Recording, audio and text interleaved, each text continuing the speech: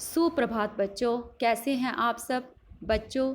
जैसा कि हमने अपनी पिछली वीडियो में पाठ 5 बहादुर बित्तों के आधे पाठ का वाचन किया था, जिसमें हमने पढ़ा था कि किस प्रकार से एक शेर किसान से उसका बैल मांगता है, क्योंकि शेर बहुत भूखा होता है और वह बैल देने से मना कर देता है और गाय को देने के लिए तैयार हो जाता है।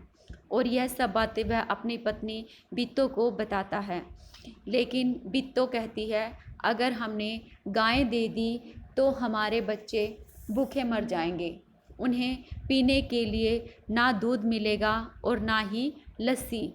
इस प्रकार से वह गाय देने से मना कर देती है और स्वयं जो है शेर का सामना करने के लिए चली जाती है। वह सिर पर पगड़ बांधकर और घोड़े पर सवार होकर शेर का सामना करने के लिए जाती है। किसान शेर से कहता है कि बित्तो तुम्हारे लिए एक मोटा ताज़ा घोड़ा लेकर आ रही है, और वह वहाँ पर अपनी बुद्धि का प्रयोग करके कहती है कि किसान, तू तो कहता था कि मैंने 4-4 शेरों को फांस रखा है, लेकिन यहाँ तो एक ही शेर है, तो मेरे लिए बस एक ही काफ़ी है। तो यह सब कुछ देखकर शेर डर जाता है और यह सब एक भेड़िया दूर झाड़ी में छिपकर सब देख रहा होता है। शेर भागकर जंगल में चला जाता है और वह भेड़िए से मिलता है। भेड़िया उसे कहता है कि वह कोई राक्षसी नहीं थी, वह तो बित्तो थी, इसीलिए मुझे इसलिए पता है क्योंकि यह सब झाड़ी के पीछे बैठकर देख रहा था। चलो तुम दोबारा से बित्तों का सामना करने के लिए चले जाओ। शेर मना कर देता है, लेकिन भेड़िए के बार बार कहने पर भी वह अंत में मान जाता है और शेर उसे कहता है कि तुम अपनी पूंछ से मेरी पूंछ बांध लो। और फिर बच्चों दोनों जने जो है एक दूसरे से अपनी पूंछ बांध लेते हैं। इस तरह से बच्चों हमने इस कहानी को यहाँ तक पढ़ा था। चलिए बच्चों, हम आज बचे हुए आधे पाठ का वाचन करते हैं। तो चलिए शुरू करते हैं। दोनों जने पूंछ बांधकर चल पड़े। कौन कौन? शेर और भेड़िया दोनों पूंछ बांधकर बित्तों का सामना करने के लिए चले जाते हैं। उन्हें देखते ही किसान के होश आवास गुम हो गए। क्यों? क्योंकि ऐसा नज़ारा उन्होंने पहली बार देखा था कि जब दो जानवरों की आपस में पूंछें बंधी हुई थी। तो वो देखकर तंग रह जाता है। होश हवास गुम हो जाना यानी कि तंग रह जाना। वह डर से थर थर कांपने लगा और वह जो है किसान उन दोनों को देखकर डर जाता है। लेकिन बित्तो बिल्कुल नहीं घबराती, क्योंकि वह बहुत बहादुर होती है, बहुत साहसी होती है। भेड़िए के पास जाकर उसने कहा, क्यों रे भेड़िए, तू तो अभी वादा करके गया था कि तू अपनी पूंछ से 4 शेर बांध कर लाएगा, लेकिन तू तो सिर्फ एक ही शेर लाया है, वह भी मरियल सा। भला इसे खाकर मेरी भूख मिट सकती है? खैर इस वक्त यही सही।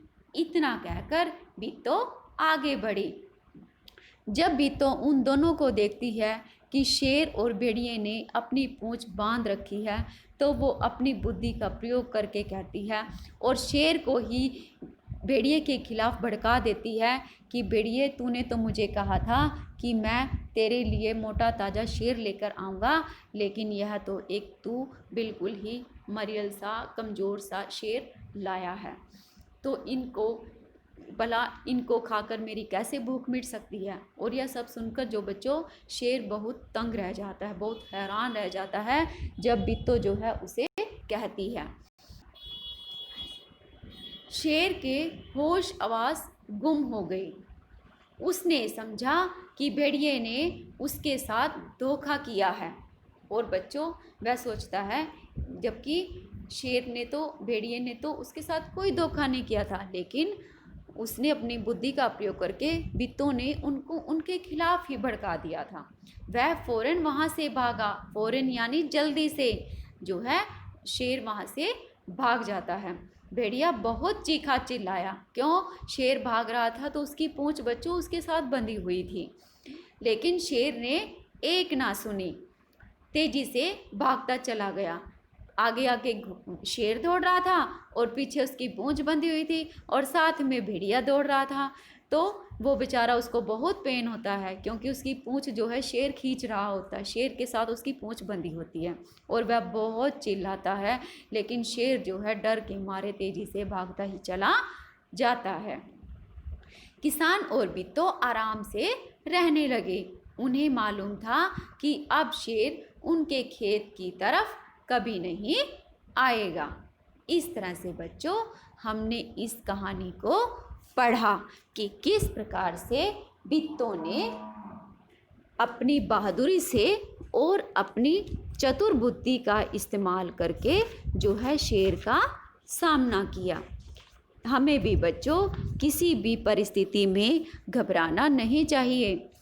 इस पाठ को पढ़ने से हमें यही पता चलता है कि हमें हर परिस्थिति का सामना बहादुरी और हिम्मत से और अपनी बुद्धि का प्रयोग करके करना चाहिए। आपके जीवन में बच्चों चाहे कितनी भी मुश्किलें आएं, कितनी भी समस्याएं आएं, आपने भी अपनी उसी परिस्थिति का, उसी समस्या का सामना बिल्कुल बहादुरी के साथ और पूरी हिम्मत के साथ करना है। आपने कभी भी घबराना नहीं है। अगर आप नहीं घबराएंगे तो आपकी समस्या जो है तुरंत दूर हो जाएगी। और इस तरह से बच्चों इस कहानी को पढ़ने से हमें यही शिक्षा मिलती है कि हमें कभी भी घबराना नहीं चाहिए।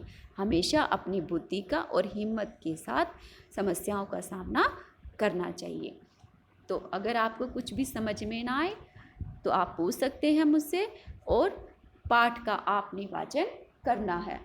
और आज के पाठ में जो कठिन शब्द आए हैं वो आपने लिखने हैं। तो वो हमारे कठिन शब्द हैं बच्चों, होश आवाज़, और आपने लिखना है यहाँ पर बांध कर, और इसके बाद आता है चीखा चिल्लाया और आराम। इस तरह से बच्चों आपने ये कठिन शब्द जो है अपनी उत्तर पुस्तिका में लिखने हैं। कठिन शब्द लिखने के पश्चात आपने उनको बार बार पढ़ना है और पाठ को भी पढ़ना है। इसके बाद जो है बच्चों आपने अच्छी तरह से फिर इनके शब्दार्थ को करना है। अगर कुछ समझ में ना आए तो आप मुझसे पूछ सकते हैं। धन्यवाद।